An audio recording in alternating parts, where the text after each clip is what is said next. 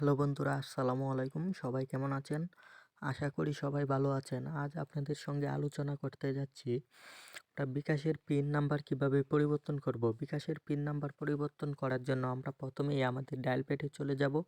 Dial প্যাডে চলে যাওয়ার পর আমরা এখান থেকে *247# কোডটি ডায়াল করব। ডায়াল করে আমরা যেই সিমের বিকাশটি পরিবর্তন করতে চাচ্ছি আমরা সেই সিমে এই কোডটি আমরা ডায়াল করে দেব। ডায়াল করে দেওয়ার পর আমাদের যেই অপশনগুলো আসবে সেখান থেকে আমরা মাই বিকাশ যেই অপশনটি আছে এটি ৯ নাম্বারে আমার এখানে দেখাচ্ছে, আমরা এখান থেকে ৯ লিখে সেন্ড করে দেব। সেন্ড করে দেওয়ার পর আমরা এখান থেকে আপনারা দেখতেই পাচ্ছেন আমাদের চেঞ্জ পিন ৩ নাম্বারে দেখাচ্ছে, আমাদের ৩ নাম্বারে দিয়ে আমরা চেঞ্জ পিনে সেন্ড করে দেব।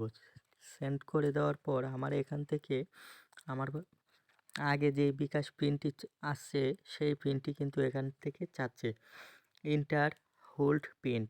আমার যে বিকাশ নাম্বারটি বর্তমানে আছে আমি এই বিকাশ নাম্বারটি এখানে দিয়ে সেন্ড করে দেব। সেন্ড করে দেওয়ার পর আপনারা দেখতেই পাচ্ছেন এখানে আমার নতুন যে বিকাশ নাম্বারটি আমি দিতে চাচ্ছি সেই বিকাশ নাম্বারটি কিন্তু এখানে চাচ্ছে।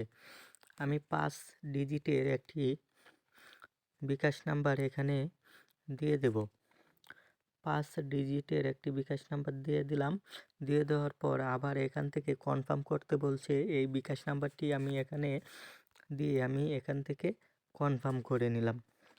আপনারা দেখতেই পাচ্ছেন এই বিকাশ নাম্বার নতুন বিকাশ নাম্বারটি আবার দ্বিতীয়বার দিয়ে কিন্তু বিকাশ নাম্বারটি কনফার্ম করে নিলাম। তারপর এখান থেকে দেখাচ্ছে যে আমার বিকাশের পিনটি সাকসেসফুল হয়েছে। এভাবে কিন্তু আপনারা খুব সহজেই আপনাদের বিকাশের পিনটি পরিবর্তন করতে পারবেন। আমার ভিডিওটি দেখে যদি মনে হয় আপনার কোনো উপকার হয়েছে তাহলে আমাদের চ্যানেলটি সাবস্ক্রাইব করে আমার পাশে থাকবেন।